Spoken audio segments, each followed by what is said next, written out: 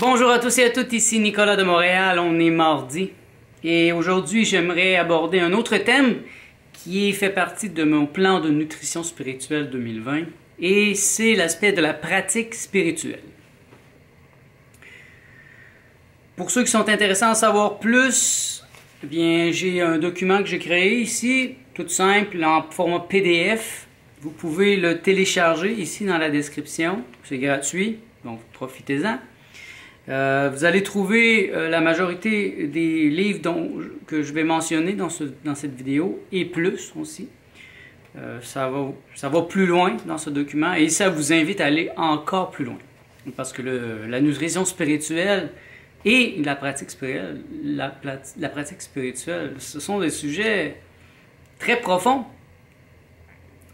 Et mon but n'est pas ici d'aller dans les sous-bassements les plus subtils de la question, pour l'instant. J'aimerais aborder le sujet pour que le plus de monde possible puisse comprendre et aborder mon plan de nutrition spirituelle, sans avoir peur, sans se sentir trop petit. Donc, qu'est-ce qu'une pratique spirituelle? Pour les plus simples d'entre vous, ceux qui n'ont pas nécessairement font pas la différence entre la religion et la spiritualité, eh bien, pour moi, les religions, c'est un aspect de l'être humain qui n'est pas très développé. Donc, c'est pas un niveau de développement très haut dans l'intelligence à tous les niveaux. La religion, comme la politique, cause beaucoup plus de problèmes sur la Terre que n'importe quoi d'autre. Parce que la religion divise. Mon Dieu est meilleur que le tien. Mes idées sont meilleures que les tiennes. Alors, même dans les religions, il y a des divisions pas possibles et pas croyables. Donc, je ne suis pas quelqu'un de religieux en ce sens. Je suis plutôt quelqu'un de spirituel. Et quand on étudie la spiritualité à travers le monde, vous allez voir que vous allez toujours avoir le même message qui revient. Ce n'est pas un message divisant. La spiritualité amène l'idée que je suis Dieu, que Dieu est le centre de la réalité. Et donc, que nous sommes tous Dieu. Nous en faisons tous partie. C'est incluant. Moi, je trouve ça beau. Je trouve beaucoup plus beau. Et beaucoup plus réaliste. Je pense un des peuples les plus avancés à ce niveau, c'est les Tibétains. Ils ont des pratiques spirituelles extrêmement avancées. Et donc, j'ai déjà une pratique spirituelle depuis des années. Je dirais une pratique consciente depuis au moins 15 ans. Lorsque j'ai rencontré la pensée de Ken Wilber, il y a une quinzaine d'années, c'est là que vraiment j'ai compris comment mettre en place une pratique spirituelle, surtout avec son idée d'une pratique intégrale. Et la pratique intégrative intégrale. À ce sujet, je vous renvoie vers un livre très intéressant qui s'appelle The Life We Are Given de George Leonard et Michael Murphy. The Life We Are Given, c'est réellement un programme qui a été créé pour mettre en place une pratique transformative intégrale, pour devenir un méta-humain. Et plusieurs des éléments de cette pratique sont intégrés dans ma vie depuis près de 15 ans. Mais je désire aller plus loin éventuellement, mais ça demande beaucoup de volonté. Surtout que j'ai jamais rencontré personne ici au Québec qui font ça. Et dans la francophonie. Ce livre, je ne sais pas s'il a été traduit en français. D'ailleurs, c'est un des problèmes qui m'arrive souvent, c'est que je lis beaucoup en anglais et je trouve très peu d'informations en français sur les choses qui m'intéressent le plus. Donc, ma pratique spirituelle. Dans ce document, je la définis très bien. Elle est liée à l'alimentation arc-en-ciel. Donc, l'alimentation arc-en-ciel, ou la nutrition spirituelle, est en elle-même une pratique spirituelle. Il suffit de lire le livre de Gabriel Cousens, la nutrition spirituelle, ça c'est la version anglophone, Spiritual Nutrition, mais je crois qu'elle existe en français pour ceux qui sont vraiment intéressés. Elle vaut quand même assez cher, mais je pense que c'est un investissement qui n'a pas de prix, si ça peut vous amener la santé, l'intelligence, la conscience. Et dans ce livre, il explique comment nourrir son corps physique, mais aussi son corps éthérique, son corps subtil, son esprit, comment ça fonctionne à ce niveau-là. Hein? Comment l'énergie se transforme en prana. C'est fascinant. Et c'est fascinant parce que plus on est en santé, plus la pratique spirituelle se fait facilement. C'est un des principes de base de la pratique intégrale enseigné par Ken Wilber, c'est qu'on peut avoir plein de pratiques parallèles et ça fait en sorte que chaque pratique est encore plus puissante. Donc, si quelqu'un fait de la méditation et en même temps il fait de la musculation, ben, la musculation va aider sa méditation va aider sa musculation. Et s'il ajoute autre chose, il va y avoir une synergie. C'est assez incroyable. Moi, je crois que ça amène un point où c'est l'opérationnalité du miracle. On opère le miracle à ce moment-là. C'est indescriptible.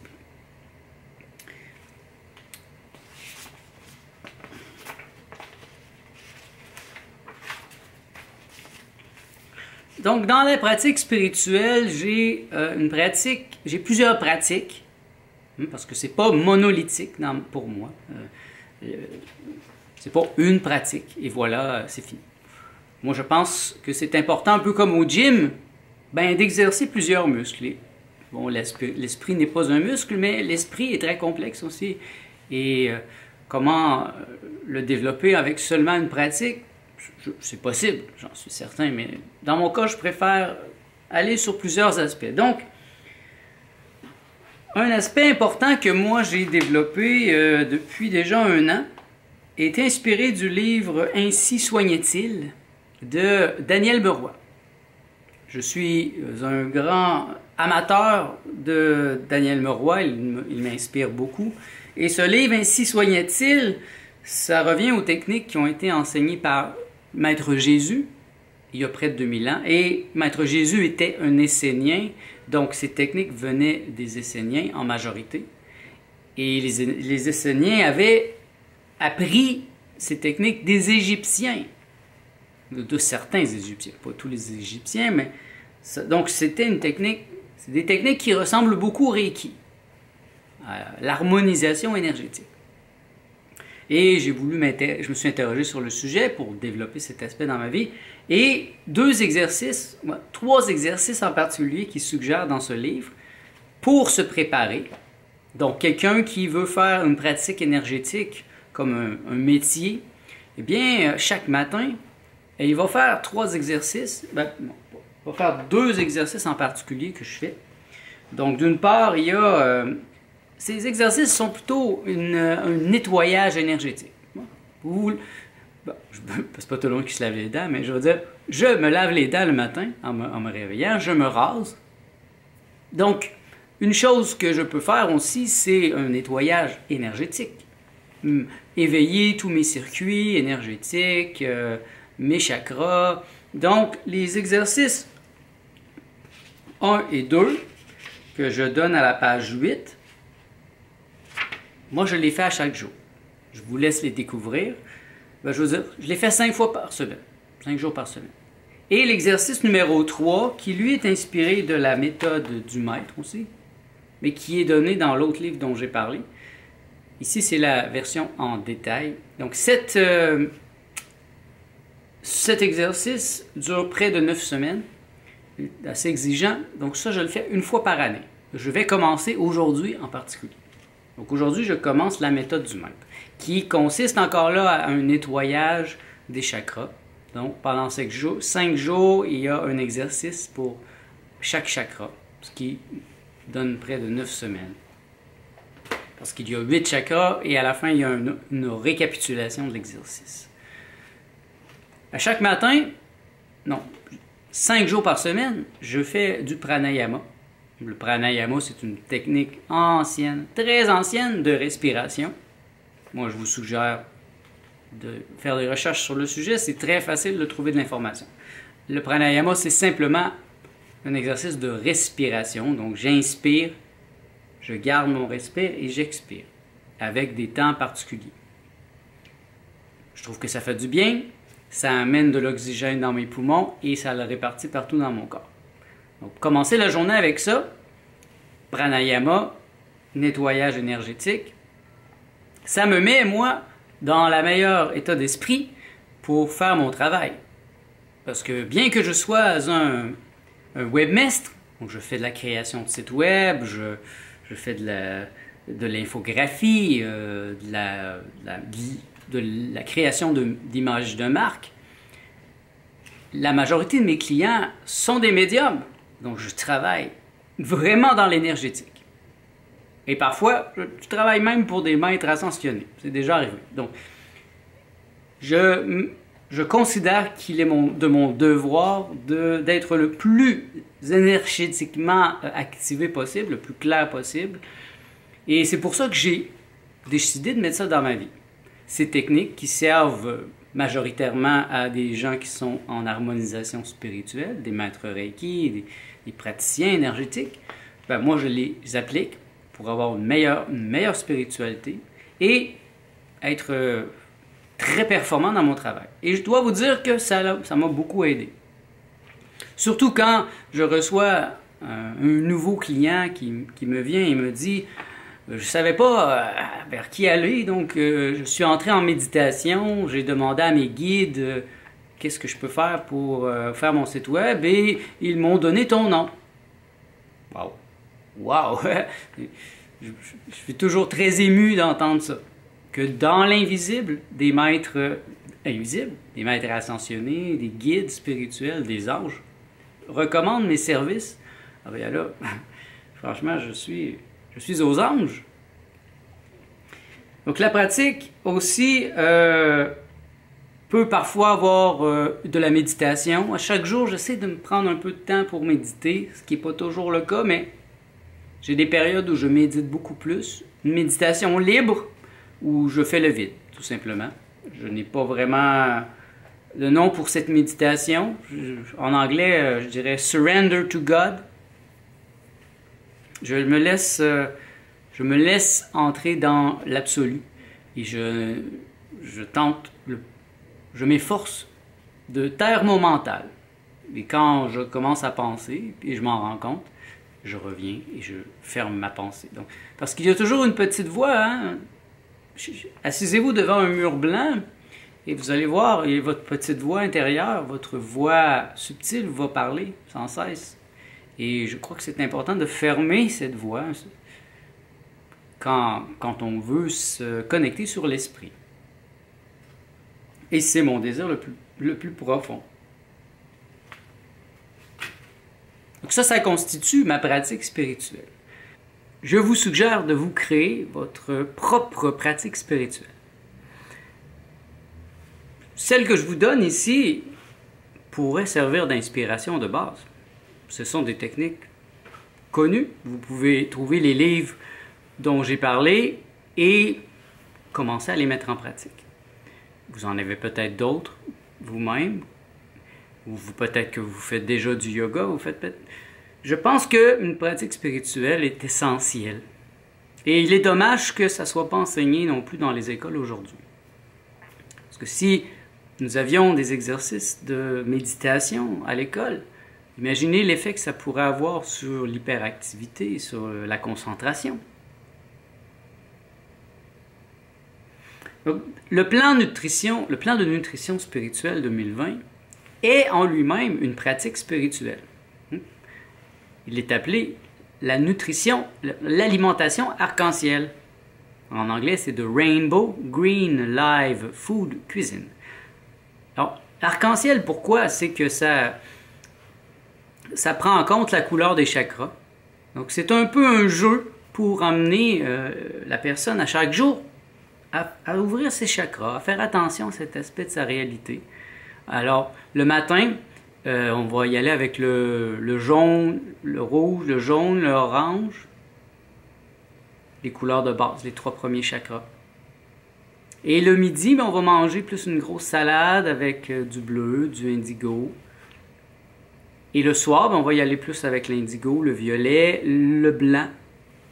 On pourra manger du doré toute la journée. Le doré, c'est les graines. Les graines en général, les graines de lin, les graines de tournesol, les graines qui sont un peu jaunes, dorées. Le blanc du soir, ben, ça peut être du chou-fleur, tout ce qui est violet. Et ce n'est pas une religion. Si vous mangez quelque chose de vert le matin, c'est pas la fin du monde.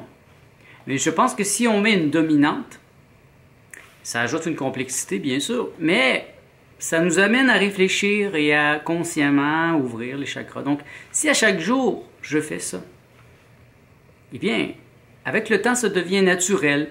Même si je n'y pense plus, ça se fait naturellement. Et c'est ça le but d'une pratique. La pratique ne devrait pas avoir un but précis, comme tous les carriéristes peuvent avoir. Faire $1 million, aujourd'hui, il y a les challenges, les défis de 45 jours pour atteindre tel poids. Non, la pratique, elle est intemporelle. Elle devrait se faire pour le plaisir qu'elle nous procure elle-même. Que ça soit plus plaisant de faire la pratique que de ne pas la faire. Moi, j'ai commencé à faire des étirements il y a une quinzaine d'années. Ce sont les psycho-calisthenics. C'est quelque chose que j'ai appris, que je me suis appris. J'ai trouvé les livres sur Internet et puis je le fais depuis. Et ça demande moins d'énergie de le faire que de ne pas le faire. Parce que si je ne le fais pas, je sais qu'il manque quelque chose. Je me sens moins bien, puis moins bien dans mon corps, moins confortable. Parce que je considère que c'est très important. Ça, j'avais vu ça dans The Life We Are Given, le livre dont j'ai parlé au début. Donc, dans la pratique intégrale, ça prend des étirements. Il faut qu'il y ait du respect de notre corps. Je dois respecter mon corps, son fonctionnement. Parce que si je ne le fais pas, ben, c'est comme avoir un jardin et puis ne pas s'en occuper. Peut-être qu'il sera beau au début. On est allé acheter des fleurs au magasin et puis là, on les a plantées. Ah, elles sont belles. Mais à la fin de l'été, si on s'en est pas occupé, ils sont probablement mortes, étouffées sous les mauvaises herbes qui, elles, l'ont poussé comme des folles. Et ça m'est déjà arrivé de faire un jardin comme ça, de le délaisser et puis de me rendre compte que plusieurs des plantes étaient mortes. Et je pense que c'est la même chose dans la spiritualité. C'est pour ça que moi, j'amène une pratique qui est complexe et qui va travailler plusieurs aspects. Donc, si une journée, je ne le sens pas et j'oublie l'exercice 1 et 2, bien, en général, je vais faire les étirements et je vais faire une méditation en fin de journée. Et ben, par la pratique de l'alimentation arc-en-ciel, je vais avoir pensé à mes chakras. Donc, c'est un genre en anglais, on dirait un fail-safe, c'est-à-dire qu'en ayant plusieurs pratiques, ben, j'ai toujours un petit quelque chose à chaque jour qui me permet d'amener ma conscience à travailler mon esprit. Il y a une pratique aussi plus complexe, dont je ne parlerai pas ici, c'est la pratique éthérique, une pratique concrète de l'être. C'est quelque chose que je vais aborder éventuellement, mais pour l'instant c'est très complexe et j'aimerais aborder des sujets plus simples. L'être est très complexe. Se donner un être, le laisser grandir, ou l'on tombe dans l'immatérialisme. Pour ceux qui veulent en savoir plus sur une pratique éthérique, pour ceux d'entre vous qui sont trop impatients et qui veulent aller plus loin, bien moi je suggère la lecture du traité sur l'être d'André Moreau. Ici j'ai le numéro 2, le « Je suis intussusceptif ». Et il y en a 3 qui sont disponibles sur l'Internet ou directement chez André Moreau. Donc, moi, je suis en train de le lire. C'est pour ça que je m'abstiens pour l'instant de trop en parler. C'est encore un concept très abstrait que je comprends bien dans ma tête. À l'intérieur, c'est très, très clair. Mais il y a des concepts comme ça difficiles à expliquer parce que ça dépasse les mots. C'est une pratique de l'absolu. C'est très difficile à rationaliser. Mais je pense que je vais y arriver. J'ai juste besoin d'un peu plus de temps. Donc, pour l'instant, restons à quelque chose de plus simple. Une pratique spirituelle, c'est quand même un concept qui est facile à comprendre, qui existe dans l'humanité depuis longtemps. Il y a une pratique, on peut avoir une pratique bouddhiste. Dans les religions, il y a toujours une branche mystique.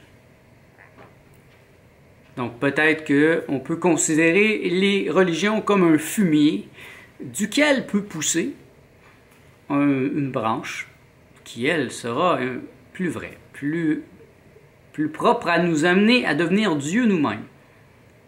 On pense ici à la Kabbale, au soufisme et au mysticisme. Le soufisme, c'est la branche mystique de l'islam. La religion, c'est une domination de certaines personnes sur les autres. Alors que lorsqu'on tente dans les branches mystiques, il y a réellement une pratique spirituelle. Une pratique qui permet aux praticiens de devenir Dieu par la pratique. Comme les derviches tourneurs, ceux qui dansent et qui tournent dans le soufisme, c'est une technique. Il y en a dans la Kabbale, il y en a dans le mysticisme judéo-chrétien. Des techniques qui nous permettent de devenir Dieu nous-mêmes. Et moi, je me suis adressé directement à la source, qui est Maître Jésus. Maître Jésus, je l'ai découvert réellement par les livres de Daniel Meroy, entre autres le livre secret de Yeshua, ou Mémoire d'Essénien. Ça m'a réellement amené à comprendre qui était vraiment Jésus, et non le Jésus propagande de la Bible. J'ai découvert plein de choses qui ont été cachées à l'humanité depuis plus de 2 ans. En particulier, le plus choquant, c'est que Jésus n'est pas mort. Yeshua, l'être vivant, l'être humain, n'est pas mort. Il a été crucifié, il est presque mort, mais il a survécu. Et il s'est exilé. Et il a vécu jusqu'à près de 90 ans. Donc, il a pu enseigner en profondeur son message, contrairement à ce que j'ai cru avant. Et puis, la méthode du maître et les exercices 1, 2 et 3 en fait, bien, ce sont des exercices enseignés par Jésus à ses meilleurs élèves. Donc, ce n'était pas nécessairement les disciples qu'on connaît aujourd'hui. Les disciples n'étaient pas nécessairement ses meilleurs élèves. Ses meilleurs élèves, c'était des hommes et des femmes, des gens qui avaient vraiment le goût de passer au niveau expérientiel. Et je les félicite parce que ça ne devait pas être facile à cette époque. Donc encore là, ça c'est une pratique spirituelle. Et comme pratique aussi, que je peux considérer spirituelle, subtile, j'ai aussi noté mes rêves et faire un travail sur mes rêves. Ici, ce livre s'appelle The Dream Makers. En français, c'est Les Maîtres Rêveurs. Il est traduit en français. Il est trouvable. Ici au Québec, en France, je ne le sais pas. Mais The Dream Makers est très facile à trouver en anglais. Pour quelques sous sur Amazon. Et ça permet de... Ce n'est pas une technique qui analyse les rêves à la Freud ou à la Carl Jung, parce que les interprétations amènent toujours plus d'interprétations. Et puis, pour vraiment interpréter des rêves, il faut pratiquement être un spécialiste en mythologie, l'histoire de l'humanité. Ça demande beaucoup d'études. Alors que cette technique est plus une technique qui permet de faire travailler nos rêves pour nous. À faire que le jour et la nuit se touchent. Ça amène à des rêves de percée. C'est-à-dire, je peux faire un rêve, c'est exactement la même situation qui va se produire dans la journée. Ça me dit quoi faire, comment sentir les choses, quoi faire pour résoudre cette énigme. Et ça m'a donné des résultats assez incroyables. Donc moi, je le suggère aussi comme une pratique, c'est pas nécessairement une pratique spirituelle, mais ça en est une en même temps. C'est-à-dire que ça permet de porter attention à l'invisible. Je pense que c'est important. Je pense que le moment le plus important dans notre vie, c'est la mort. Le moment où le corps humain, notre corps, décède. Et je pense que c'est à ce moment-là qu'il faut avoir le maximum d'attention, être totalement conscient de ce qui est en train de se passer, comprendre qu'on est en train de mourir, au lieu d'être un endormi qui subit sa mort, qui subit sa mort comme il a subi sa vie, bien plutôt de développer une conscience éveillée qui permet de faire un choix avisé, de décider, d'être vraiment soi-même, de choisir quelque chose qui est à notre image. Si c'est une réincarnation, ça sera une réincarnation. Si c'est d'aller à un autre niveau vibratoire, et ça sera ça. Bien voilà. Pour l'instant, je vais rester simple. Si vous avez des questions, des suggestions, ça me fait plaisir d'y répondre, de les aborder.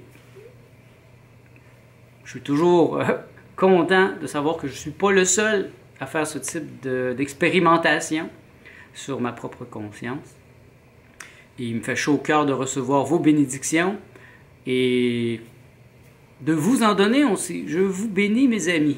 Je bénis votre processus et je bénis la réussite de ce que vous allez entreprendre en cette année 2020. Merci d'être à l'écoute. On se revoit dans le prochain vlog.